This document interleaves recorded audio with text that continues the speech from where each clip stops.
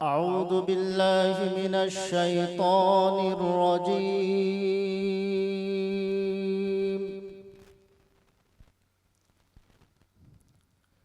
بسم الله الرحمن الرحيم. محترم سامعین، میں پروگرام کی کارروائی کو مزید آگے بڑھاتے ہوئے فضیلت الشیخ حضرت مولانا عبد الرحیم ریاضی حفظہ اللہ جو کہ ہمارے بیچ بنارس سے تشریف لائے ہوئے ہیں، میں آپ سے انتہائی ادب کے ساتھ درخواست کرتا ہوں کہ شیخ تشریف لائیں اور اپنا تأثر پیش کریں۔ فضیلت الشیخ حضرت مولانا عبد الرحیم ریاضی حفظہ اللہ، استاد جامعہ رحمانیہ بنارس۔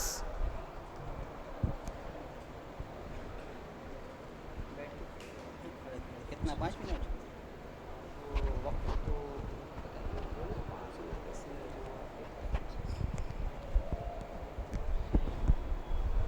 السلام علیکم ورحمۃ اللہ وبرکاتہ۔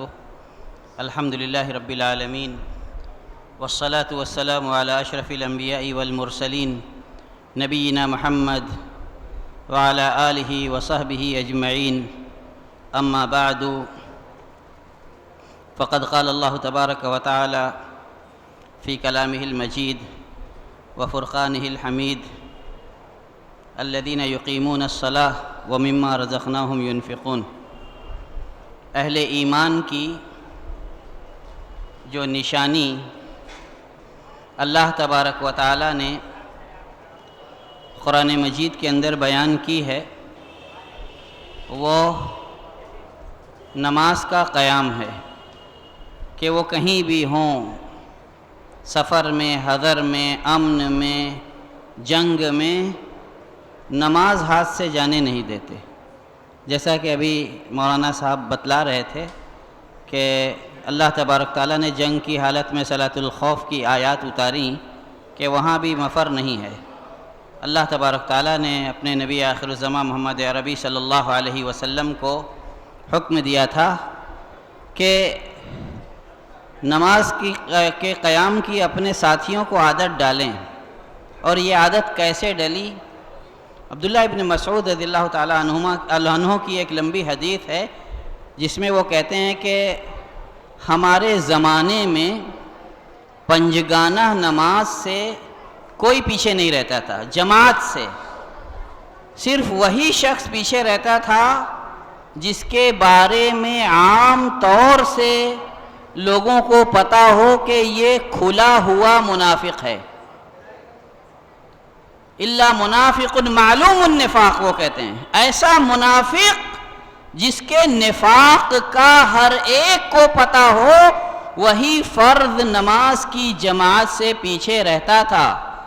وَلَقَدْ رَأَيْنَا يُحَادَ بِالرَّجُلِ، کہتے ہیں کہ ہم نے دیکھا ہے کہ کسی کو معذوری کی وجہ سے شانوں پر ٹکا کر کے لاتے تھے، بین الرجلین، دو لوگ ان کو سہارا دے کر لاتے تھے، حتی یقام فی الصف، لا کر کے ان کو صف میں سیدھا کھڑا کر دیا جاتا تھا، پھر وہ نماز ادا کرتے تھے۔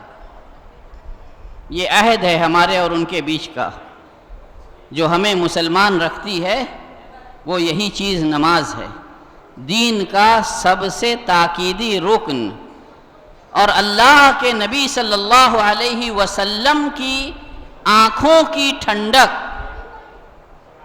آپ صلی اللہ علیہ وسلم نے فرمایا، حبب الی من دنیاکم النساء والطیب، تمہاری دنیاوی چیزوں میں سے میرے نزدیک دو چیزیں محبوب کر دی گئی ہیں، عورتیں اور خوشبو، وجعلت قرۃ عینی فی الصلاۃ، اور میرے آنکھوں کی ٹھنڈک نماز میں رکھی گئی ہے۔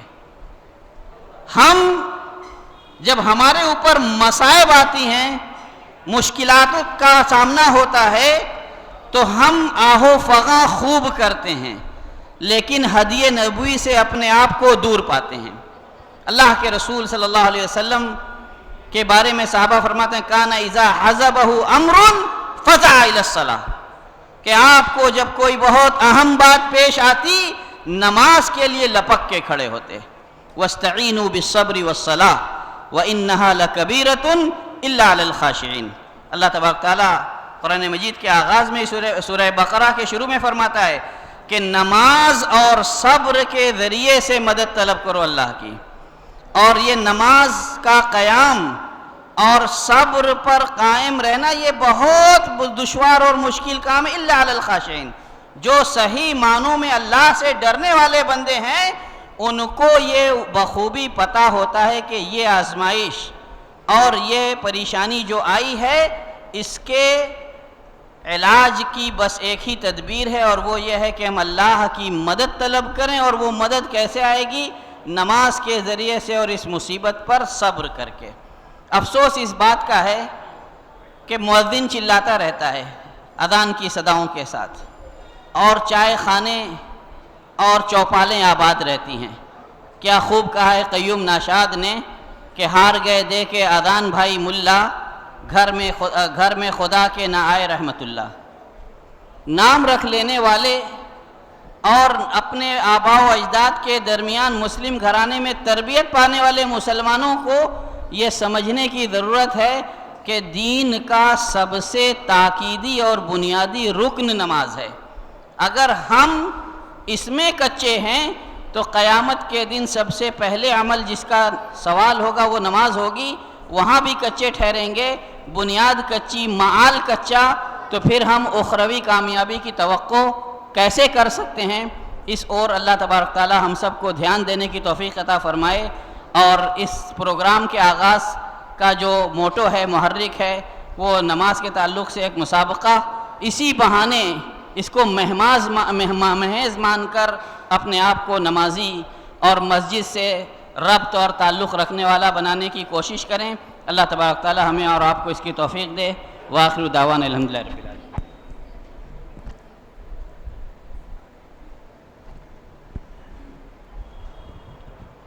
ماشاء اللہ، جزاک اللہ، بارک اللہ. ابھی ہم شیخ محترم سے بڑی ہی پرمغز تقریر کر رہے تھے اور تأثر پیش کر رہے تھے. الحمدللہ میرے دینی اور اسلامی بھائیوں، یہ ہمارے لیے اور اہل مئو کے لیے، باشندگان مئو کے لیے فخر کی بات ہے کہ یہاں پر اس طرح کا ایک بہترین پروگرام منعقد کیا گیا. یہاں کے علماء کو میں مبارکباد پیش کرتا ہوں، یہاں کے عمائدین کو مبارکباد پیش کرتا ہوں کہ جن لوگوں کی کاوش اور کوشش سے ہمارے الفاروق آرگنائزیشن کے نوجوانوں میں یہ حوصلہ، یہ جذبہ پیدا ہوا کہ انہوں نے بچوں کے اندر دینی بیداری پیدا کرنے کے لیے، نماز کا ذوق شوق پیدا کرنے کے لیے اس پروگرام کو منعقد کیا. الحمدللہ آپ دیکھیں کہ کتنے سارے انعامات ہیں. اگر یہ بچے انعامات کو پائیں گے تو ان کے ساتھیوں کے اندر ایک جذبہ پیدا ہوگا کہ کاش ہم بھی اس کے اندر شریک ہوئے ہوتے اور آئندہ ہم شریک ہوں گے. تو یہ بہت بڑی چیز ہے. جن لوگوں نے بھی اس کے اندر تعاون کیا ہے، تعاون دیا ہے اور مدد کی ہے، اللہ رب العزت سے میں ان تمام لوگوں کے حق میں دعا کرتا ہوں رب العزت انہیں اس کا بہتر صلہ عطا فرمائے. اور جو علماء ان نوجوانوں کو گائیڈ کر رہے ہیں، ان کی رہنمائی کر رہے ہیں، اللہ رب العزت سے میں دعا کرتا ہوں کہ رب العزت ایسے علماء کو اللہ تو بہتر جزا اور بدلہ دے. اور جن نوجوانوں نے اس کے لیے محنت کی، کوشش کی، اور جس تنظیم نے اس کے لیے محنت کی، اللہ رب العزت سے ان کے لیے بھی دعا گو ہوں کہ رب العزت ایسے نوجوانوں کو اس طرح کے پروگرام کو، اس طرح کے انعامی مقابلے کو بار بار منعقد کرنے کی توفیق عطا فرمائے. آمین. محترم سامعین، ہمارے لیے یہ بہت بڑی خوشی کی بات ہے. بہرکیف